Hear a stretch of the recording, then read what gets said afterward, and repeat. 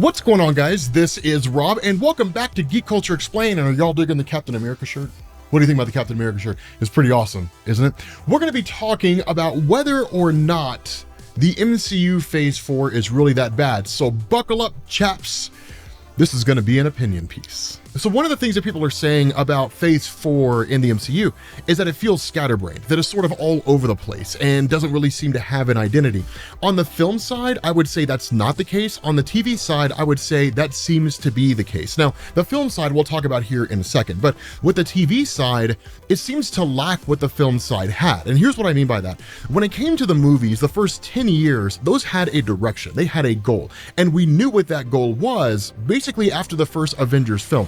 We didn't really know up to that point, right? We basically just got what were a series of origin movies, but because they were so new and because they were so fresh, we didn't really care. We were just kind of like, these movies are phenomenal, and we called it a day. When Avengers hit and we got the post-credit scene with Thanos basically being revealed to us, that even if you didn't know who that was, having gone to see the movie, because of just all the news coverage, you basically learned pretty quickly that Thanos and the Infinity Gauntlet were coming hand in hand, which meant that somewhere along the line, we were going to get the Infinity Gauntlet storyline. That, of course, turned out to be true. And following the first Avengers film, going up to what was basically Infinity War and Avengers Endgame, even if not every movie, a good example being Captain America and the Winter Soldier, but even if not every movie tied directly into the journey toward the Infinity Saga, meaning it didn't feature the Infinity Stones in some capacity, it was all just part of that journey. So we just kind of call it a day.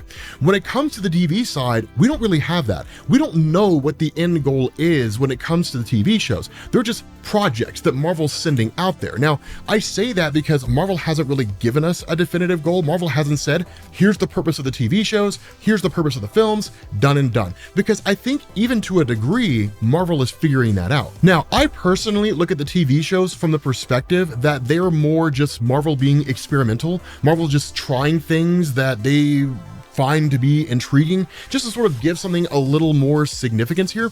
I'm not against it, right? I mean, She-Hulk doesn't have anything to do with anything. It doesn't tie into anything at all. And in fact, this is probably the first Marvel Cinematic Universe project they've released where there's no real fight scenes to be had in this show in any capacity. It's just following the journey of Jennifer Walters as she deals with the kind of things that women have to deal with on a regular basis. I'm not the target audience for She-Hulk. I'm not the audience that the Marvel Cinematic Universe is going after. And I think there might be a bit of an instance where people who are out there watching the MCU are just like, of course I'm the target audience. I've been watching these movies the whole time. But the reality here is that I think this is one of those instances when Marvel's just like, let's make something that's not designed for the guy who loves to watch Thor and Hulk face off against some villain out there somewhere, right? Or something along those lines. I think that what they're doing is they're saying, what if we told a story that basically just resonated with women more than anything else? What if we did that and then we get She-Hulk, right? What if we tie into the horror genre of things? What if we tie into like scary stuff, right? Well, there's Werewolf by Night, right? That kind of thing I think is what they're doing with the TV shows. But at the same time, that sort of brand of comedy that is very significant in Phase 4, I can see where it is a bit jarring to people. Because when you go into things like Thor, Love and Thunder, and you basically have a movie that features one of the most dangerous villains ever in the history of Marvel Comics, who actually at one point became a whole universe, believe it or not, Gore became a universe unto himself.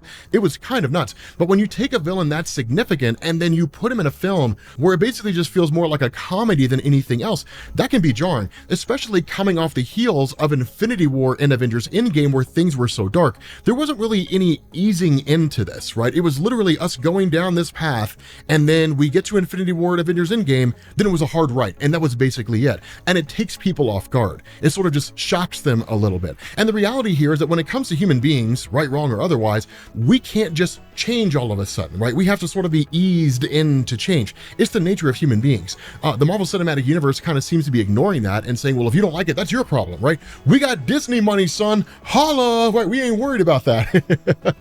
I don't know if that's really the case or not, but the fact remains here that I think that that sort of jarring sudden turn is what really throws people off to it. And instead of people actually giving it a chance, what you have is a subsect of the Marvel Cinematic Universe community who is saying, that's different from what I'm used to. I don't like it, right? And in response to that, they kind of feed into whatever logic or reason makes sense to them. For some of the people out there, they just don't like She-Hulk because she's a woman in position of authority. Let's just be honest with ourselves, right? Like, there are some people out there who are like that. They can apply fly smoke and mirrors and do a song and a dance, but at the end of the day, we all really know what's going on with them. I think another thing that's going on here, and I think it's something that was easy to ignore before, when it came to the Marvel Cinematic Universe movies, they followed a very formulaic approach to things, right? It was a very easy formula to follow, and there's no doubting that it was successful, right? They had multiple billion-dollar films, but I think that now we're sort of starting from scratch to a degree, again, not on the film side, but on the TV show side.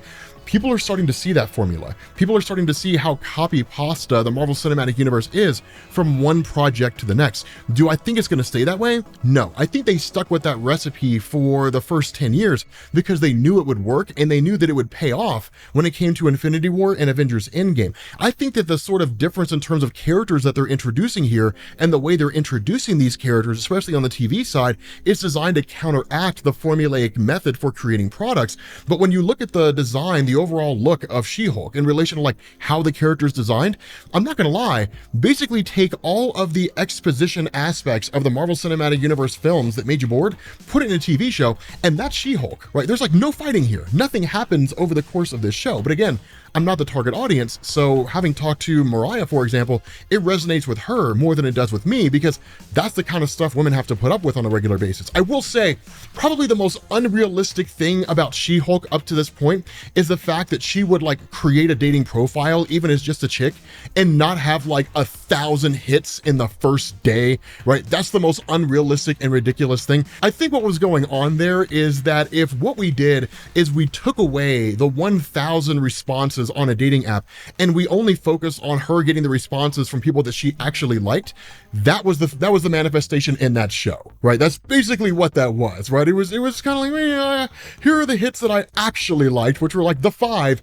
and we're gonna say I only got 5, right? Because I guess maybe that's how women view dating apps. I have no idea. But I think that one of the biggest issues the Marvel Cinematic Universe has right now when it comes to Phase 4, and I think this feeds into the issue of it potentially feeling scatterbrained, is that there's no flagship. There's no one leading the charge. When it came to the first 10 years of the Marvel Cinematic Universe, you had Captain America and you had Iron Man, and each of them were sort of a flagship in different ways, and they really complemented each other. So Tony Stark was the face of the Marvel Cinematic Universe. He was. Spider-Man's popular, it was great seeing Tom Holland, but by the time Spider-Man was rolled in during Civil War, Robert Downey Jr. had been Iron Man for so long, he's the guy that we liked, right? The Marvel Cinematic Universe started with him, he's the one we latched onto, and ultimately he became the face of the MCU's franchise for that 10-year period. But where Iron Man was the face of the MCU, we all knew at the end of the day, as soon as Captain America was announced, and as soon as they introduced him into the MCU, he would be the leader of the Avengers once that team was formed. And when it was formed, he was the leader. And then following everything that happened when it came to the Marvel Cinematic Universe and the Avengers roster itself, he was the leader of the team. So they really complemented each other in that way. The Marvel Cinematic Universe doesn't have that right now, right? It just kind of feels scattered, leaderless, and divided, and we don't know who's running the show. There's no Iron Man, there's no Captain America. We know that there's Spider-Man, but literally the entirety of Spider-Man No Way Home was making the world forget that Peter Parker ever existed, so no one knows who it is under the mask as far as the films go, and you feel that in the movies. Doctor Strange is doing his own magical thing. Now, I don't think it intended to be this way. I'm pretty sure it's been well established that Chadwick Boseman was going to be the face of the Marvel Cinematic Universe going forward. He was essentially going to take the reins following Robert Downey Jr.'s departure from the Marvel Cinematic Universe, and we all would have loved that. It was just a natural progression because of how much we loved Chadwick Boseman and the first Black Panther film. The problem with this is that, unfortunately, Chadwick Boseman passed away, and what I think this did is it threw a wrench in the works of the MCU, that they had projects lined up, they had things that they were focusing on, but I think what they're doing right now is they're shuffling around and they're trying to figure out who's going to be the one to lead the charge here? Who's going to be the one to run the show here? Because as it stands right now, there aren't really any viable candidates in that way. Stephen Strange is so far removed with the magical stuff that it's hard to see him taking over the Avengers, because the reality is he's never really felt like he was a part of the larger Marvel Cinematic Universe landscape. He's just kind of out there doing his thing and pops up from time to time. And then you had Carol Danvers. I don't know how well people would receive her character, because as I understand it, she was not well received top to bottom, that it was guys and gals, right? People just in general didn't seem to like Carol Danvers. Again, it could be Spider-Man, but that problem is a problem of its own. And so that's one of the things to contend with here. That's one of the issues to look at. If I'm a betting man, and if I'm being honest with you guys, I think that's why they're having so much discussion about Deadpool 3, because I think that with the popularity of Deadpool being what it is, Deadpool's going to get rolled in and Deadpool's going to be the face of the company. But that presents a problem in and of itself. And I think that presents a huge misunderstanding of Deadpool when it came to his popularity. The reality of why Deadpool was so popular when it came to both the movie lineup as well as even the comics themselves actually mirror each other. So like when Deadpool was first introduced to Marvel Comics back in the 90s, he was every high-octane, fast-paced superhero ever, hyper-violent and all that kind of stuff. It wasn't until Joe Kelly started writing him in like 1997 and 1998 that he started breaking the fourth wall. He only did it twice during Joe Kelly's run, but he basically became a comedic character. Whenever you guys think about Deadpool being zany and crazy and breaking the fourth wall, that was Gail Simone and Christopher Priest back in the late 90s and the early 2000s. They're the ones that made that happen. But when you look at Deadpool in terms of the movie landscape, he was totally different. He broke the fourth wall. He made fun of the status quo of like how comic book movies were. He made fun of the characters that we just didn't really find to be interesting. That's what made him really, really intriguing, and that's what made him funny.